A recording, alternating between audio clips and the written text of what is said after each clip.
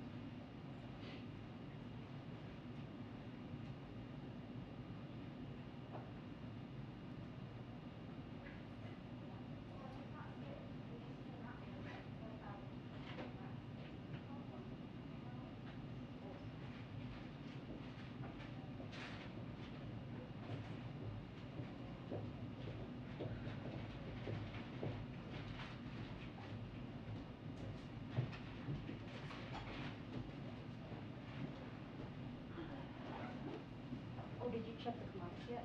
Not yet. I didn't think you have that. I do. Greasy and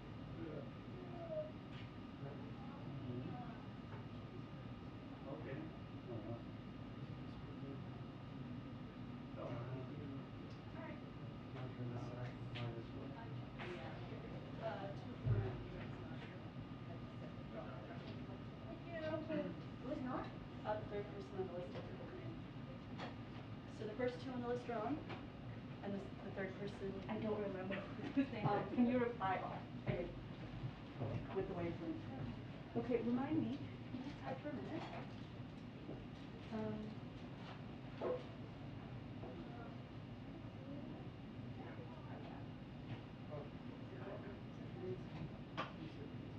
Oh, it's okay. I'm gonna have to go.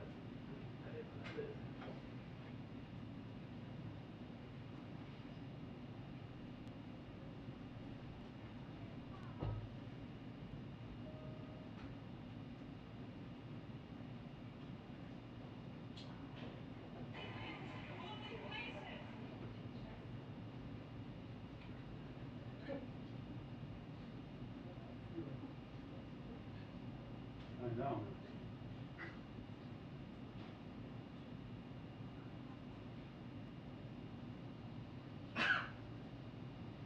Bless you.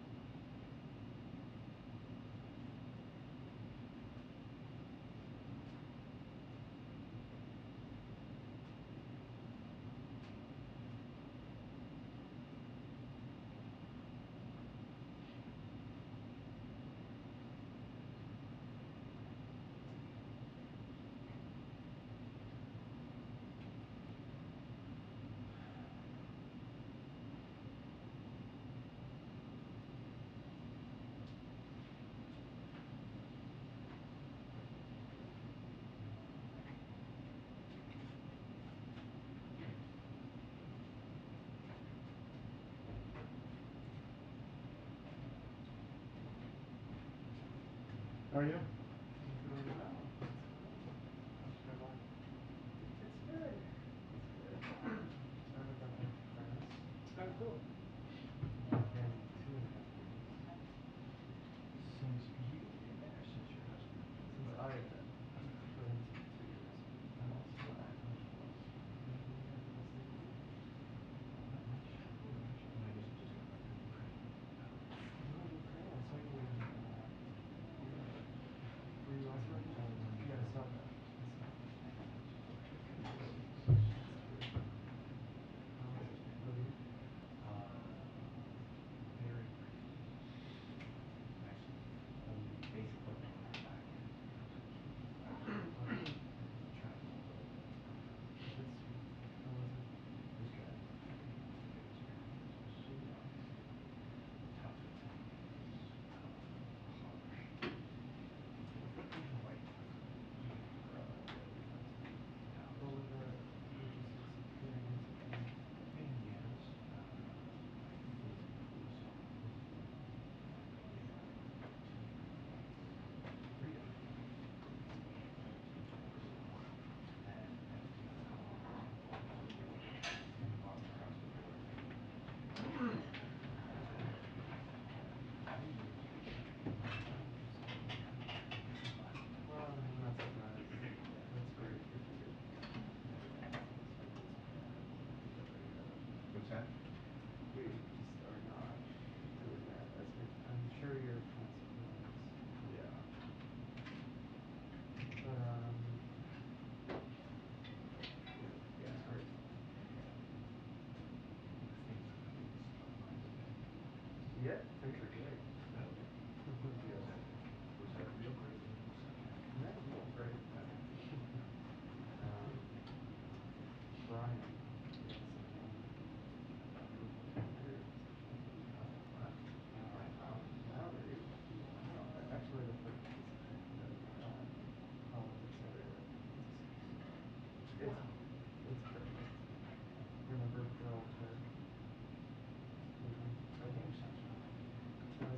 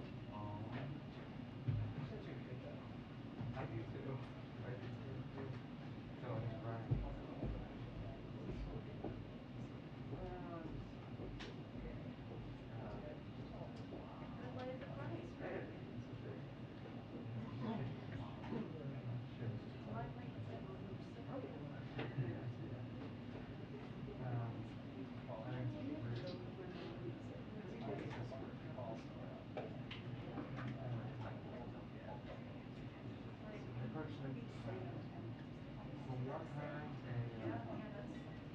a little difficult to say. You don't have to Well, get lost. it's an interesting message. I think that When you it get can take into time it. to figure it out. But I think Yeah. essentially, yeah, I mean that's the thing. Like I still take policy stuff, so for a lot of policy stuff, it's very Yeah. strategic stuff. It's But a stupid, financial decision. yeah, that's the thing for me. Yeah. Yep. It's very good point. Exactly. Exactly. I'm not fascinated, to be honest. General anguish, emotional Yeah, so this is like it's a very good.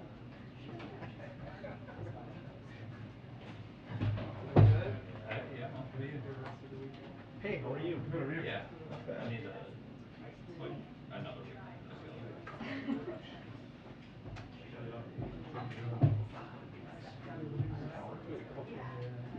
Yeah, it's nice. When you were on that little stool. Yeah. I forgot a couple of things too, so dedicated to me. So I could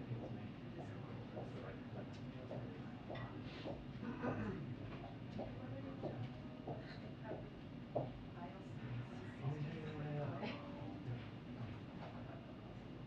We were waiting. It's not knowing you, but Knowing I was gonna get you it's a. not part of the whole thing. That's still That's no, she doesn't. Like the CDC. Yeah.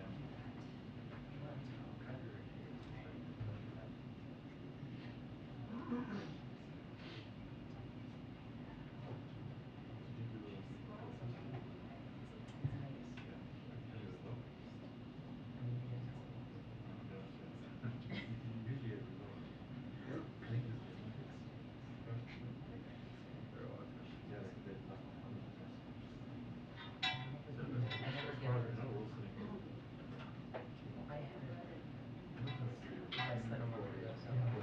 I know Tennessee is. I know Tennessee got first.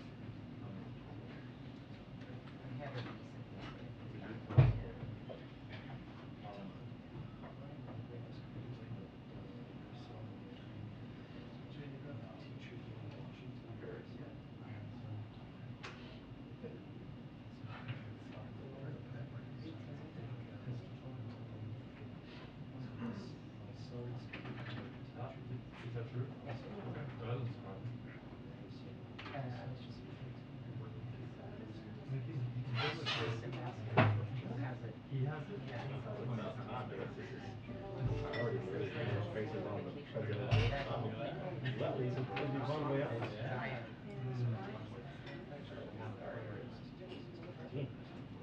Did you know that? Where, right?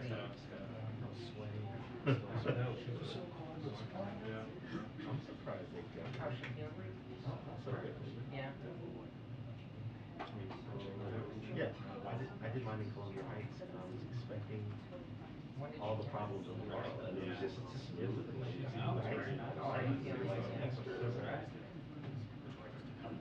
yeah. 3 days that were like a little rough, and Yeah. then it was.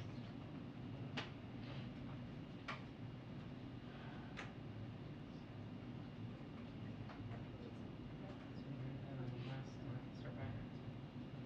Have you had any? I had a long time. I had a few years.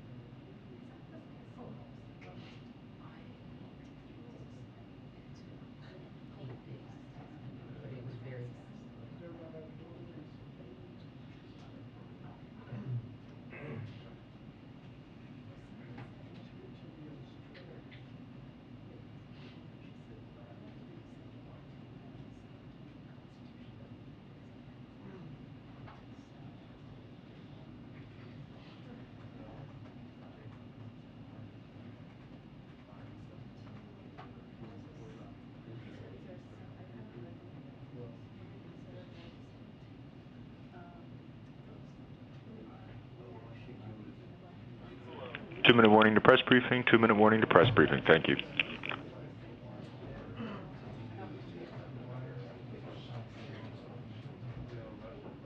How are you doing? I'm good. I'm just exhausted. But otherwise, it's good. Yeah, it just sucks. Did you ever talk to Liz? Yeah, she gave me the best wedding present I've ever received in my life. She had like copies of the Washington Post from Watergate, moon landing, from Where is everybody? and so she Edward is like doing an interview. Ziploc bag with nothing, like a Tupperware container for the wedding. All these like Yeah, right. That's actually his plan. He makes it back in time. Crying. I was like, Jesus.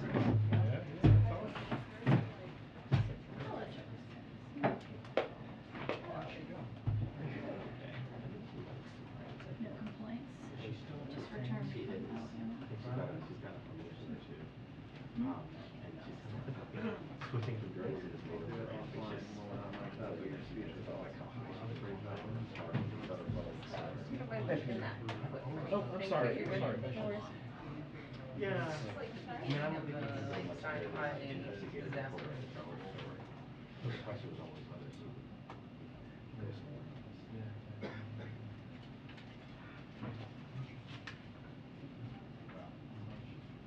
How you feeling?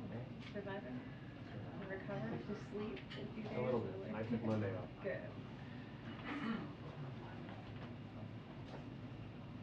I never sent you a thank you note, by the way. You don't have to.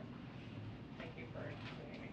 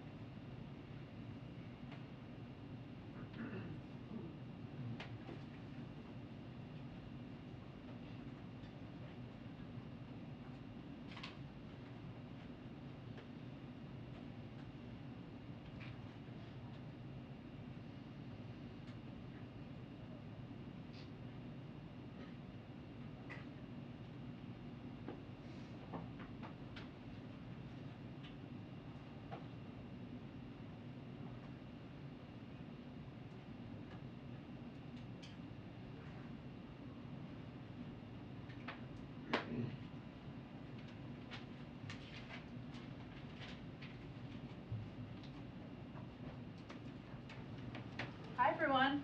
Hello. All right. Just 2 items to highlight for all of you at the top. 2 short items. Today, we announced an upcoming conference on hunger, nutrition, and health. This will bring attention to the burden of hunger and diet-related disease, which were exacerbated during the COVID-19 pandemic.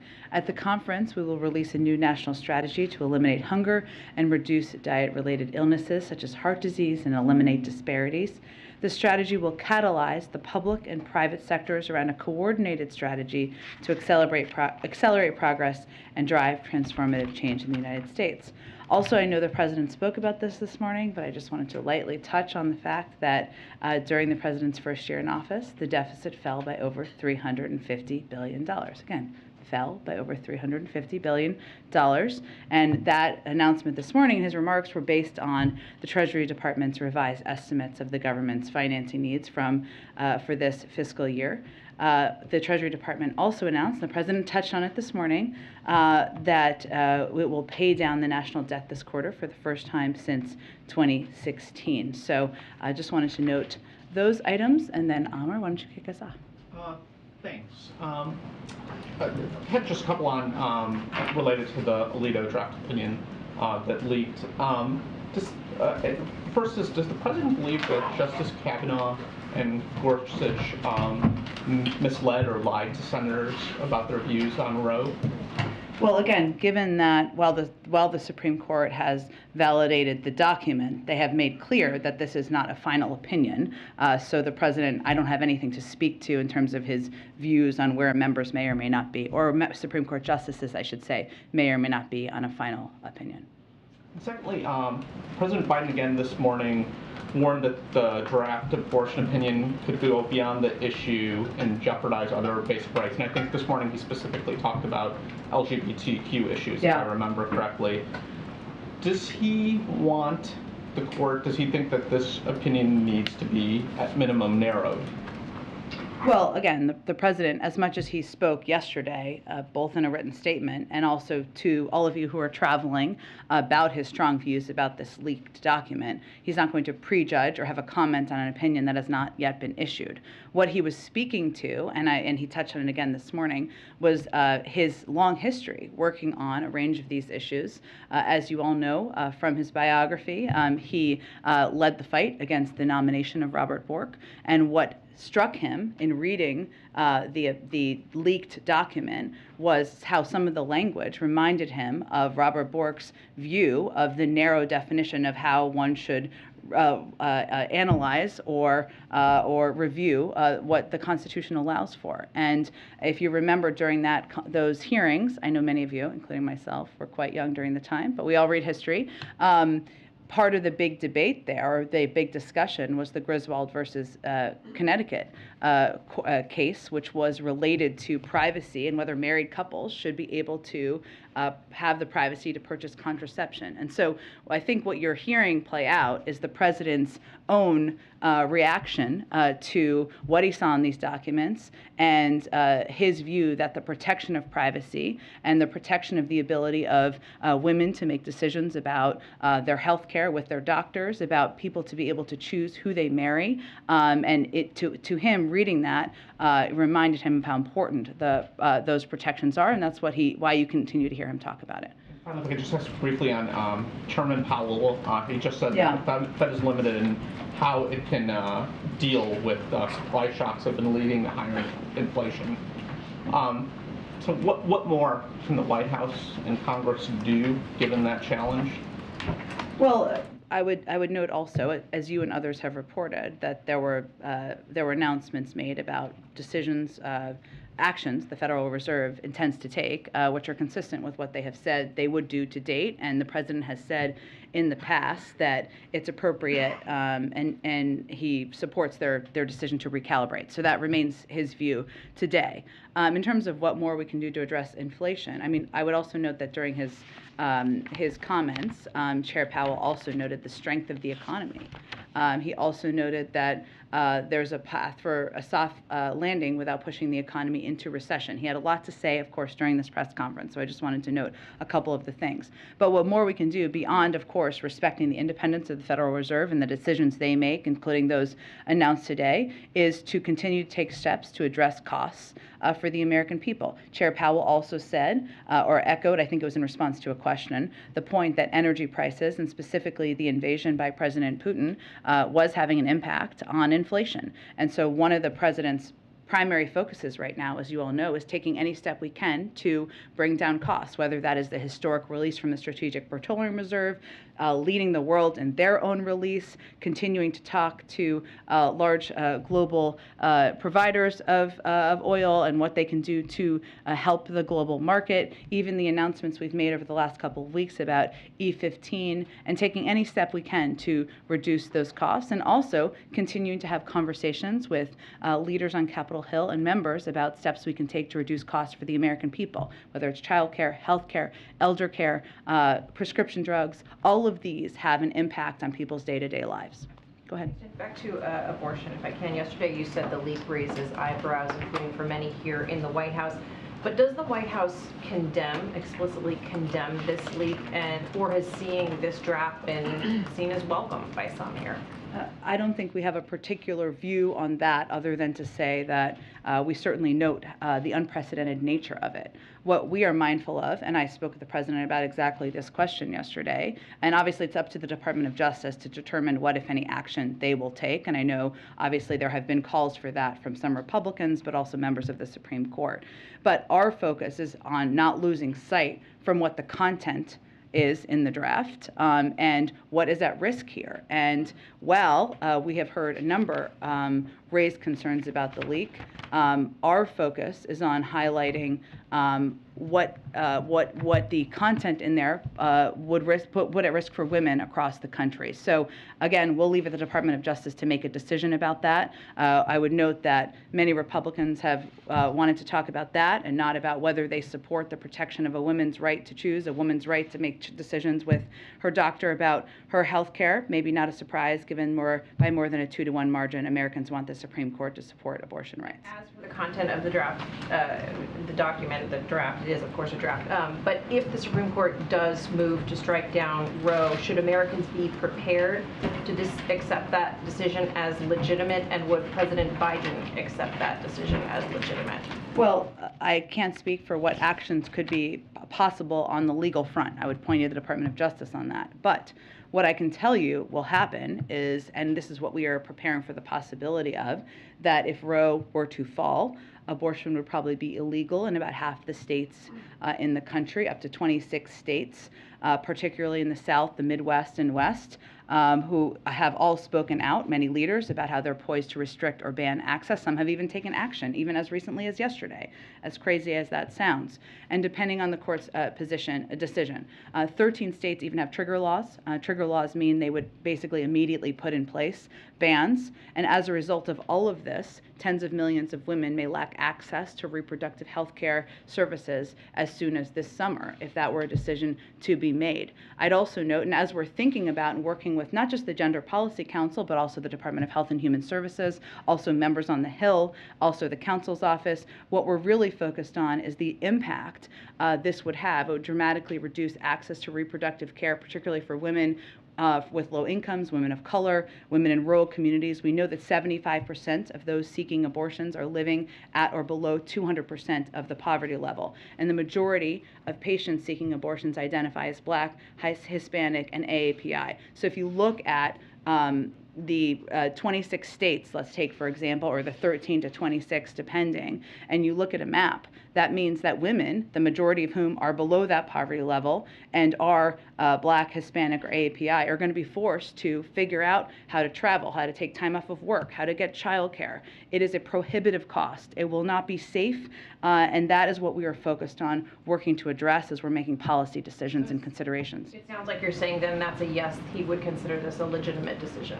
Well, there is not even a decision yet. We don't know the validity of we know that this is a leaked document. It is not the final opinion, so I just can't speak to that hypothetically at this point in time. Go ahead. Jen, just following up on that, in the President's statement yesterday, he said he had asked the Gender Policy Council and the White House Counsel's office to look at options. What can the administration do if that's what the decision ends up being in June? Well, the reason I noted all of what I just did, Jeff, is because we're really looking at who who this would deeply, directly impact the most. Of course, there is the majority, overwhelming majority of women in this country do not want this to be overturned. But the impact directly will be predominantly on women of color, will be on the 75% of those seeking abortions who are living at or below 200% of the federal poverty level. So while I can't at this point give you a preview of what we would do in response to a hypothetical final opinion, what I can tell you is that we've already seen states restrict, right, across the country. And if you look at Texas, for example, they put their restrictions in place, and Planned Parenthood and other organizations have put out statistics suggesting that clinics in neighboring states have seen increases of 600, 700, 800% of people traveling to their clinics. So you will see that. You will see people try to travel to states. And what we've done to date, and try to help to date where we've seen restrictions, which gives you kind of a tiny bit of a roadmap, even though it would obviously be much more expanded beyond this, is created, for example, the Dire Need Grant Awards, which provide funding to expand access to emergency contraception, family planning services. We just announced $6.6 million in awards made to 8 grantees across the country and around the country. We also have, I would note, the Department of Justice and the Attorney General's statements in response to Texas SB 8, which again is an example of what we've seen in terms of the impact to date, and their commitment to continuing to defend the law to protect the safety of patients seeking access to reproductive health services. HHS has also announced a 3-pronged department-wide response to protect patients and providers. So again, what we're looking at is how to ensure we're expanding access, how to ensure we are taking a look at the enormous impact on a specific portion of the population, and this is an across-government effort beyond just the Gender Policy Council. Breaking news on that?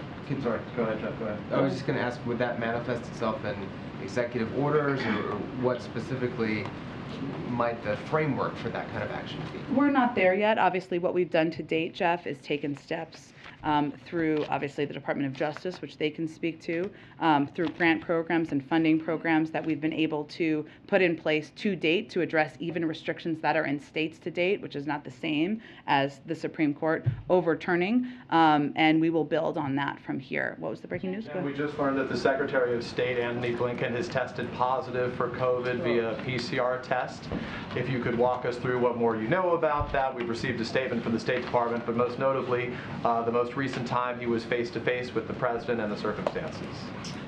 He has not seen the President in several days, and he is not considered a close contact. I would remind you all, that's a strange phrase, I know, but close contact as defined by the CDC is being within 10 feet for 15 minutes. That is not 6 feet, I'm sorry, 6 feet for 15 minutes.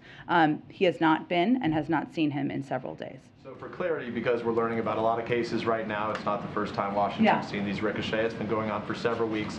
Has the President been identified as a close contact to anybody who has just tested positive for COVID? If he had, we would have announced that publicly to all of you, and we have clearly made decisions when it has been cabinet members, or even when it's been people who play a public role with all of you. We have made announcements out of an abundance of transparency. So for transparency purposes, we know he has tested negative recently. When was the most recent negative test? He tested negative yesterday. The President. And then finally, in terms of preventive medications right now, can you say declaratively, is the President taking any pre-exposure preventive medications to deal with COVID? He is not. The preventative medication that has been approved by the FDA is Evusheld, which is given to people who are immunocompromised, and he is not immunocompromised. Also not taking Bebtelovimab or something? I'm not aware of any medication he is taking. Jen? Thank you. Go ahead. Thank you so much. Several days since Blinken last saw the President, do you know what day exactly that was? I'm sure we can get you the exact day. And to follow on Jeff's questions, when it comes to the options that the President has said he's directed his team to prepare, should we not expect to see those options until this ruling comes down from the Supreme Court? That's correct. That's what I would expect. Do you not think it would be too late to unveil the options then, given it seems imminent that this is the direction that the Supreme Court is headed in? Well, again, we don't have a final conclusion. The Supreme Court themselves made clear this is not the final opinion. So we are already working a great deal behind the scenes, and we will have more to say if and when there is a final There will be at some point, but when there's a final opinion. And a question about something Senator Manchin said today. He said he believes inflation will be the #1 driving factor in the midterms, not abortion, not this potential ruling from the Supreme Court. Does the White House see it that way? I mean, all we can judge it based on is what we've seen in public polls. That remains the data to date, right? But obviously the news of yesterday just came out yesterday. And today the president was sharply critical of the MAGA crowd and the MAGA agenda. Is that what we should expect to be his message going into the midterms? Well, I think for those of you who've been covering him for some time, you've heard him say, and maybe back more to the campaign trail, less as president, don't compare me to the almighty, compare me to the alternative. And I would expect you will hear him with that mantra much more out there over the next coming months.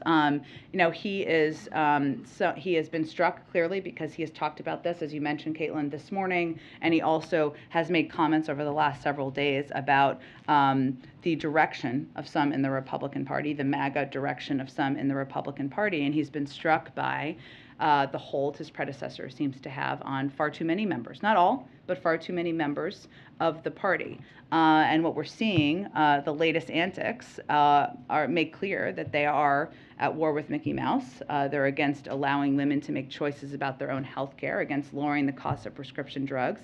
And if that remains their platform, the president's view is that is out of whack with the mainstream of the country. Now, at the same time, he's always believed that in working with Republicans in good faith and finding ways to do that. And he will continue to do that. But he is going to also call out, and you will see him call out more, places where he feels there are extreme policies and extreme comments and extreme positions that are unfortunately overtaking far too much of the party. And you just said his predecessor. Today he seemed to purposefully say my predecessor. He did not say Trump. He said MAGA instead of Trump.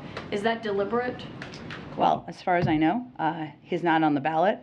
A number of his of Republicans who have seemed to be under the whim of his predecessor are, so that's who he's going to focus his efforts on.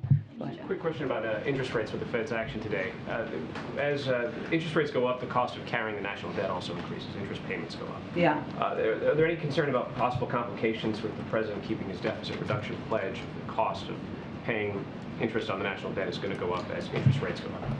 I have not heard that concern expressed by our economic team.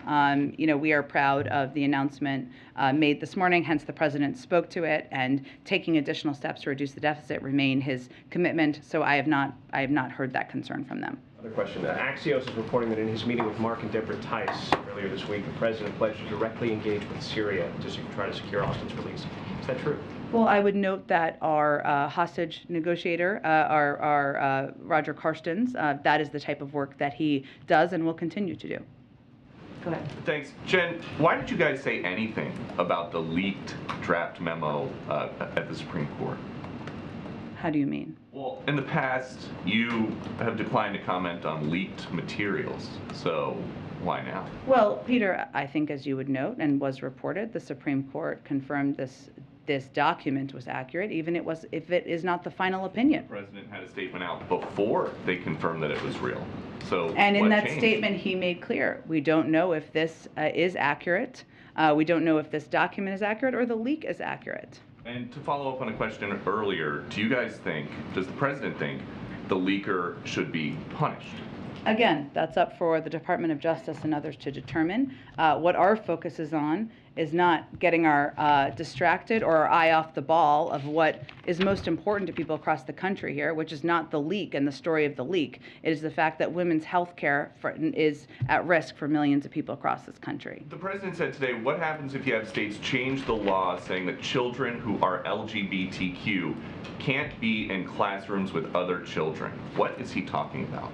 Well, I think, Peter, we've seen extreme laws that target LGBTQ families, their kids across the country, and I think what he's saying is we don't know what they're capable of given what they've already done to date. Which state is trying to segregate LGBTQ children in the classroom?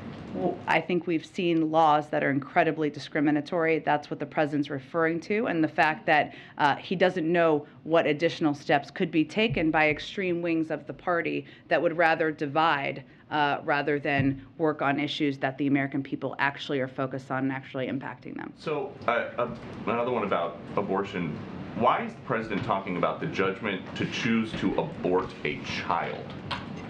Well, the president's view on a woman's right to make choices about her own health care is well known, well documented, well stated. He said abort a child. I understand, Peter, but what I'm telling you is what his position is. And how can you guys say this is not a political issue when the president's statement about this talked about getting pro-choice officials elected? Did I say it's not a political issue? Yes, you actually said some call it a political issue. It is not. Abort Air Force One. Well, because the vast majority of the public believes that this should not be overturned, meaning I meant to say it's not a partisan issue, and I don't think it is. There are many Republican and independent men across the country who do not believe the Supreme Court should overturn a woman's right to make choices about her own health care. In fact, only 30% in recent polls thought they should. So that's what I'm referring to. Go ahead. Jen, thanks. A couple on the Roe opinion. Earlier this year, President Biden made a speech on voting rights. He said they were under attack. It was important to do that. Will he make an address to the nation on abortion access?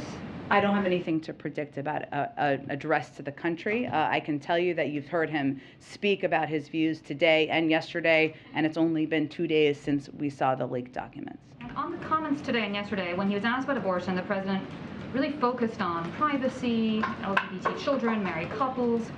Why isn't he speaking more directly about how this impacts women, poor women, women of color? How comfortable is he talking about this? He has. He did yesterday, both in his written statement and when he addressed this publicly. His point, as he's continued to talk about this over 2 days, is also that this brings into question our fundamental rights and the fundamental rights of people across this country on who they marry, what choices they make about their own health care. And that goes to his own experience fighting against, again, Robert Bork in his nomination many years ago. And he did not use the word abortion. It was in his statement yesterday. Until yesterday. That's my question. Is he hadn't used the word abortion until yesterday. Why did he want to use it yesterday, and what should we take from that? When he talks about his commitment to protecting a woman's right to choose women's health care, he's referring to protecting a woman's right to have an abortion. I think most people know that. Go ahead. Jen, yesterday the president was giving a speech, and when he was talking about the CHIPS bill, he said that the Chinese Communist Party was lobbying folks to oppose the bill. I'm wondering what you guys saw to sort of add that. It was a new line in his speech, what you saw and what some of the examples of them sort of interfering with our domestic legislative process. I think what he's referring to is the fact that it's been well reported, maybe even by Bloomberg, I don't know, I'd have to check, that the Chinese Communist Party is opposed to this legislation. And that's what he's referring to. And, he believes, as you know, that it's absolutely critical for our national security for Congress to get this Bipartisan Innovation Act to his desk, in large part because it will help protect critical supply chains like semiconductors. It's going to strengthen our supply chains against global shocks. It's going to help outcompete the rest of the world, including China, for decades to come. So he was referring to their opposition. Not a specific new sort of... Right, their opposition to it, exactly. There was an Axios report that had kind of two parts that I wanted to ask you about. First, that the trip to Israel is going to be added to the European trip in June, but also more substantively that they're considering, or you're considering a regional leader summit as part of that visit. Can you confirm either of those? We're not quite there yet. What I will say is that you know about the trip at the end of June because there are some predetermined kind of international fora that he will be a part of. And when he spoke with Prime Minister Bennett just a couple of weeks ago, he invited him to Israel. The president accepted and said he's looking forward to coming, but we haven't quite locked in the date yet. And so I don't have any further detail at this point. And then last question, but on summits as well, the Summit of the Americas is coming up. Yeah. Mexico and the president had a conversation a few days ago. The leader of Mexico has been pushing for countries with authoritarian governments, Cuba, Venezuela, and Nicaragua, to participate in that summit. And I'm wondering if you guys have come to a determination about how you're going to handle their participation in the summit yet. I'm happy to check. I'm not sure a final determination has been made, or I will check if one has, and we can get you that information. Go ahead. Thanks, Jen. Building on some of the questions Catherine was asking, just in regards to keeping the focus on women's rights, health rights, protecting privacy, how much of the president's efforts moving forward will be on these issues? Does it shoot to the top of the agenda? So far, it's largely been in response to the leak how much will be proactively taken now? Well, I would dispute that, only and only because we haven't talked about this a lot publicly. But I would note that, remember that when these states have taken actions, we have also made clear that there was work that the Gender Policy Council, that the White House Counsel's Office, the Department of Health and Human Services, obviously the Department of Justice would be taking and would be underway. And we have been in touch with leadership about this issue and the threat to Roe in both chambers, as well as the Senate Judiciary Committee, Chair Durbin, the House Women's Caucus. Yes, in the last 36 hours, but also many times in advance about that. And certainly the leaked document is going to intensify after our efforts, after the news that millions of Americans' healthcare is on the cusp of being thrown into turmoil. There's no question about that. But there's been work by the Gender Policy Council that's been ongoing for months. There's been work and engagement with leaders on the Hill about what can be done for months. And certainly it's going to be redoubled at this point, given the leaked document. On that point of intensifying efforts, what will that look like? Are we talking Oval Office meetings? Will he travel on this issue? Those kind of things?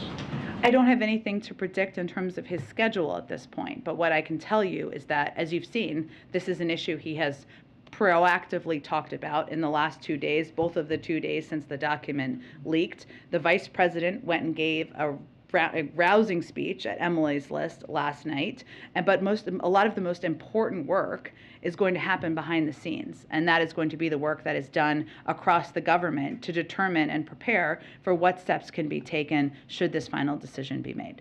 On Title 42, Mexico's foreign minister mentioned, I think the last day or two, that the Biden administration is expected to present a formal set of ideas to the government on how to contain the expected rise in migration. I assume, or can you share whether the White House is working with the DHS on those set of ideas, and is there anything you can share on what those are? Well, I would say first that, as you know, Secretary Mayorkas testified and laid out 6 very specific pillars of effort and work that we would be pursuing. And some of that, of course, is directly with countries in terms of addressing root causes, addressing actions or attempts by smugglers to take advantage of this moment, and working with the Mexican government as part of that. And the president's conversation and call was put together in order to discuss preparations for the lifting of Title 42. As part of that, the tasking was for there to be follow-up from members of our national security team, and Mexico, that's continuing, but I don't have any specifics to read out for you. That was just always intended to be the follow-up step. Go ahead. Thanks, Jen. I wanted to pivot to Ukraine. Secretary Austin recently said, and I want to get the quote right, we believe that we can win, they can win if they have the right equipment, the right support. How does the administration actually define winning in Ukraine, and does it mean that every last Russian troop is out?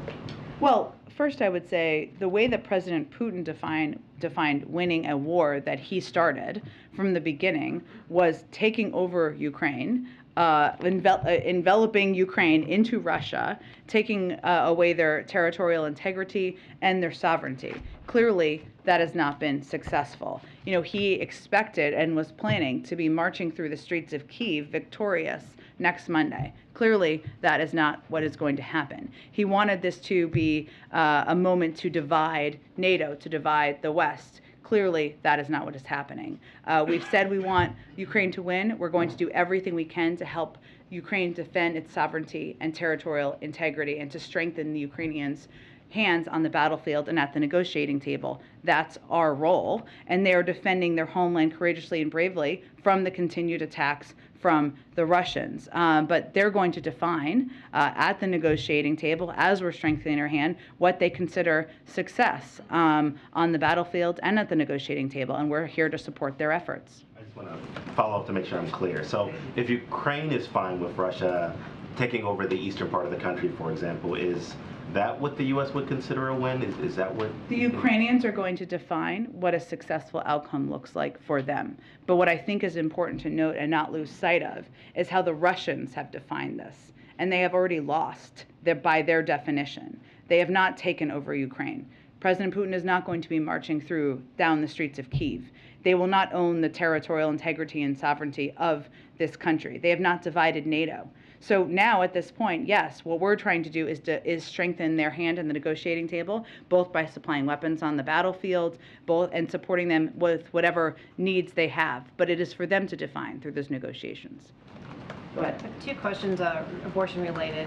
The president promised during the campaign to overturn the restrictions that the Trump administration put on the ACA's requirement that workplace insurance plans cover contraception. Yeah. And the agency said in August that they would initiate the rulemaking within 6 months, and that hasn't happened. Why hasn't it happened? Is it still going to happen? It is still the president's intention. I'm happy to check on the status and why there has been any delay.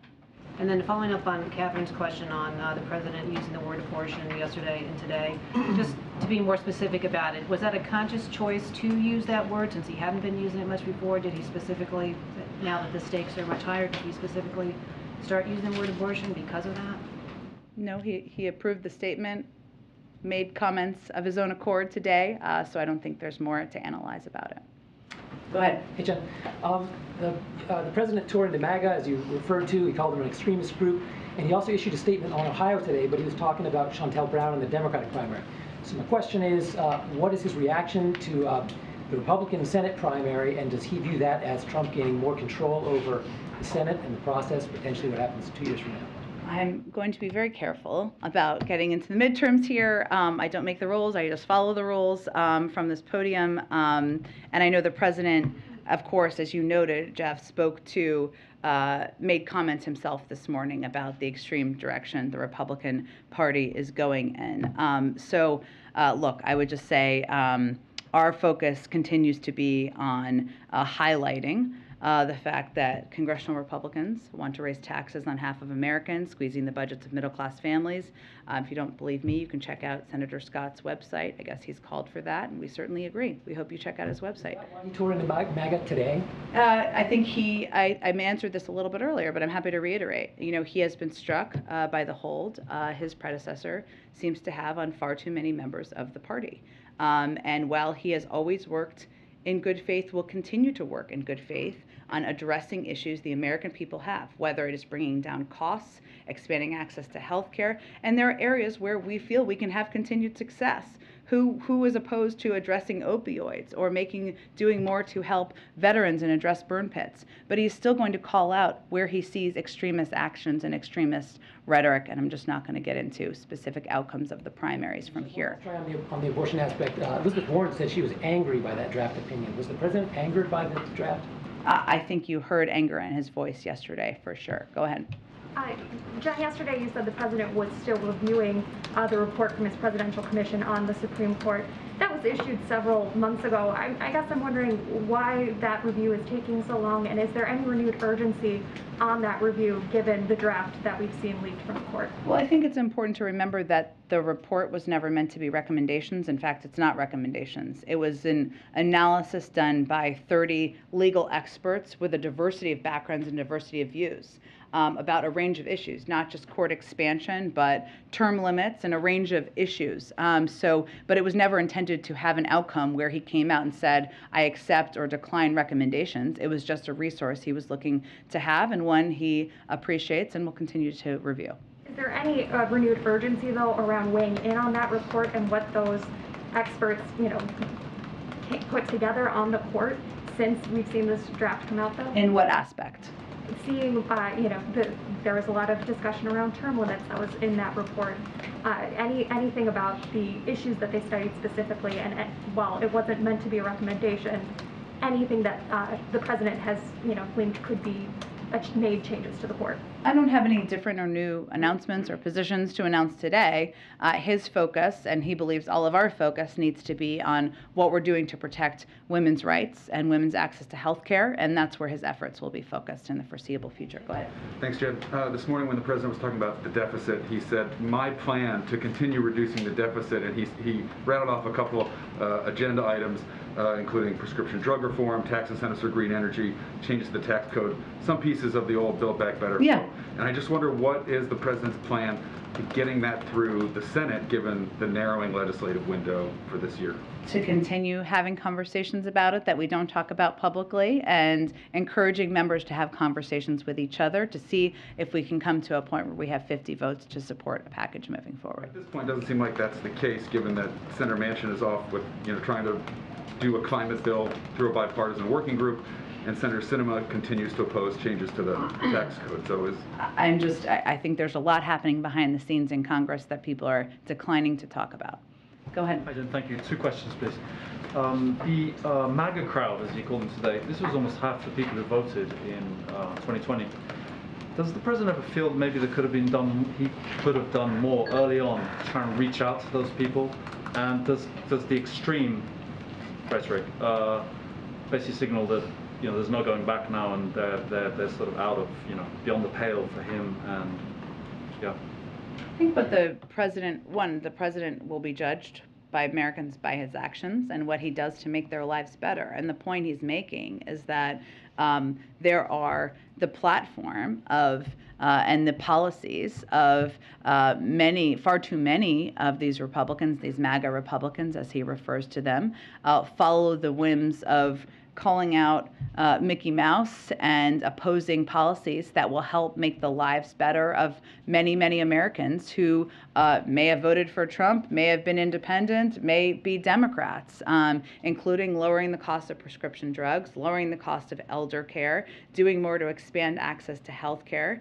And his view is that a lot of these policy positions and the rhetoric is extreme, and that follows what we saw a pattern of by his predecessor. But he is going to continue to look for ways to work together with Republicans in good faith where there's opportunity, and he believes you can do both. Thank you. Totally different question on sanctions.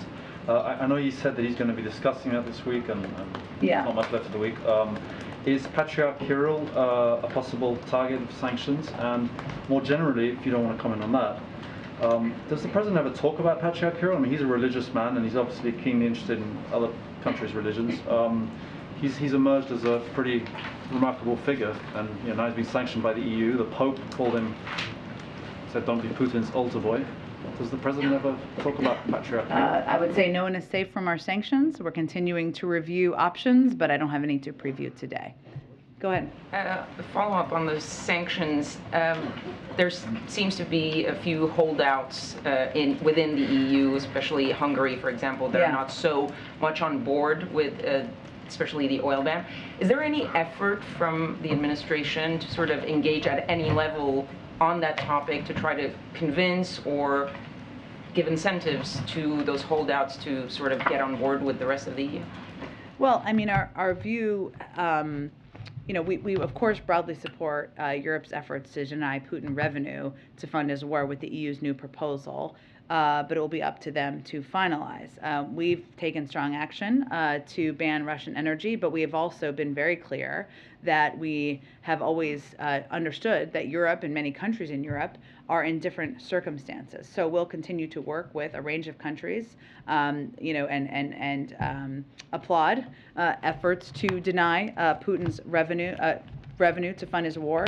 But I don't have any specific diplomatic engagement to read out here. It just wouldn't be constructive. Go ahead. On abortion, if the draft decision were to be sustained, obviously it would overturn Roe. It would also overturn Casey. And as you know, at the core of Casey is the question of whether governments can require women to get parental consent or spousal notice, give spousal notice. Do you have a comment on that element of this? I'm just not going to get ahead of a final opinion that has not yet been issued. And then just on the Summit of the Americas, the Secretary of State recently spoke with Juan Guaido, expressed continued support for Guaido. Is he invited to the summit? Let me see. I know there's a lot of interest in this, and it's coming up soon. So let me see if we can get you all just kind of a broad summary to the group of where things stand on the invitations. Good question. Okay, go ahead. This is throwing me off, but go ahead. I was double booked, and these are in the front. Yes, of course. You've been asked most of what I was wondering about abortion and Ukraine, but I am curious about this, and this follows up on the question about Patriarch Kirill. Yeah. The Pope this week gave an interview to an Italian newspaper, offered to meet with Vladimir Putin in Moscow to try brokering the ceasefire, and says he thinks NATO's presence in countries near Russia, quote, perhaps facilitated the invasion of Ukraine. Has the president spoken directly at all to Pope Francis about the war in Ukraine? I'm not aware of any recent calls he has had with the Pope. Would he have any concern or preference about the Pope going to Russia and potentially brokering a ceasefire? I have not discussed that with him, but I would suspect that he would respect the decisions of the Pope to make any travel or engagements that he so chooses. I know you said they speak or they've communicated regularly. You have any sense of when the last time might have been? I'm happy to check if there's more we can read out for all of you, of course. Go ahead. Thanks, John. Two questions. Can you just preview what tomorrow's announcement of the administration's China strategy is going to look like? And can you walk us through what that behind-the-scenes process was like, putting this all together? Well, I know this is coming from the State Department, so I would really leave it to them to preview, but I have nothing to preview for you from here. Okay, and if I could just ask about Taiwan. The Taiwanese government said yesterday that due to limited American production capacity, the delivery of U.S. howitzers will be significantly delayed by several years, and anti-aircraft missiles may also be affected. So are you concerned that these long delays and inventory issues will impact Taiwan's efforts to potentially fend off the Chinese? I would really point you to the Defense Department to validate that or confirm where they are with these deliveries. Go ahead. About the summits next week, we have the ASEAN Summit and the COVID Summit. Yeah. Which one would you like me to ask about first? Whatever one you'd like. Let's start with ASEAN, and let's just ask, what does the U.S. hope to achieve at the ASEAN Summit? Are you looking to contain China or to isolate Russia, and how do you plan to achieve that? I'm happy. We will have more to preview about it as we get closer. We're just not quite there yet. So looking at the COVID Summit then, with this funding still in limbo, what does the U.S. hope to be able to bring to the table? And please be as specific as you can. What does the U.S. plan to offer in the global fight against COVID, including maybe therapeutics, vaccines, so on and so forth? Well, I'm not going to tell you all of our announcements several days in advance. That wouldn't be a very effective communication strategy. What I will tell you in terms of our objectives for this summit are to have focused attention at the summit on the need as a global community to continue to do more to address the pandemic. And we have done far and away more than the rest of the world. We have talked in the past about the importance of other countries, in other developed countries, doing more, not just on vaccines, but providing know-how capacity, storage capacity, the range of tools that that countries need. And we also know that it's not about just getting shots in arms, or it's not just about the vaccines themselves. It's about ensuring that we are providing, expanding and protecting the health workforce, expanding the supply of oxygen facilities, enhancing access to medical countermeasures. These are all steps that we hope to and plan to discuss there. There's no question that we will be advocating between now and then, and likely then as well, for how this shines a light on why we need more funding, not just domestically, but internationally, so that we can continue to be the arsenal of vaccines for the world. And this is an opportunity to do exactly that. But it should not be lost that the United States, regardless of that, continues to be far and away the largest contributor to the global fight against the pandemic. Just springboarding on something that my colleague here asked about commitments to allies like Taiwan and to customers. Can Washington assure these allies and customers that you still have their back, that you still can support them in helping them defend themselves? I think nothing has changed about our policy toward Taiwan or any of our other partners around the world that we have worked very closely with, and I don't think there's any reason to question that. But I was pointing her to the Department of Defense, who can speak to the delivery of weapons and materials that they have greater access to that information. Go ahead. Thanks, Jen. I wanted to ask about the refugees from Ukraine. Can you provide an update on your program that launched about a week ago? Any update on people that have volunteered to sponsor refugees or interest from refugees abroad to enter the program? To the degree we have those numbers to provide, we would, but someone has them. But they're in the Department of Homeland Security. They're overseeing the implementation of the program. As you know, I'm happy to check with them, but you may want to go to them more directly. And when was the last time that the President spoke with the Department of Homeland Security on the refugee program, or was briefed on the updates on the program? He's been briefed repeatedly on the program throughout the development of it, and certainly will continue to be briefed on the status. Go ahead. I wanted to ask about Brittany Griner. I know you've responded to many questions about her. but with the Olympians being here at the White House today, of course, she would potentially have been one of them, and she's away in Russia being detained right now. I wonder if you can update the public on why her situation is different, because you've mentioned that it is not a normal hostage situation, so it's a bit different. Can you explain to the public why her situation is different? And then I have one on abortion. Well, I would note that actually the State Department changed how they classify, and this is up to them to change. Her just a couple of days ago. It doesn't mean that we are going to get into detail here about our efforts, because our focus is on hopefully bringing her home and being successful at that. But the State Department determined that the Russian Federation has wrongfully detained U.S. citizen Brittany Griner. They made that assessment about 2 days ago. We're going to continue to undertake efforts to provide appropriate support to her. And what this notes with this determination is that the special presidential envoy for hostage affairs, Roger Carstens, who I mentioned earlier, will lead the interagency team for securing her release. So, well, we're not going to, of course, get into internal deliberations or efforts. The department basically reviews cases of U.S. nationals detained abroad to determine if they are unlawful or wrongful, and this review assesses the facts of the case against numerous criteria, and they made that conclusion just 2 days ago. So does that change our strategy on how we're working to get her to come back? Well, again, as I noted, what it means is that the special presidential envoy for hostage affairs, Roger Carstens, will lead the interagency team. And then real quick on abortion, a Christian conservative, his name is Albert Mohler, has commented on President Biden's stance in an unusual position on abortion. I'm now quoting. He said that he and his administration do not trust the public in various areas to have the right to determine whether or not abortion should be legal in that area or not.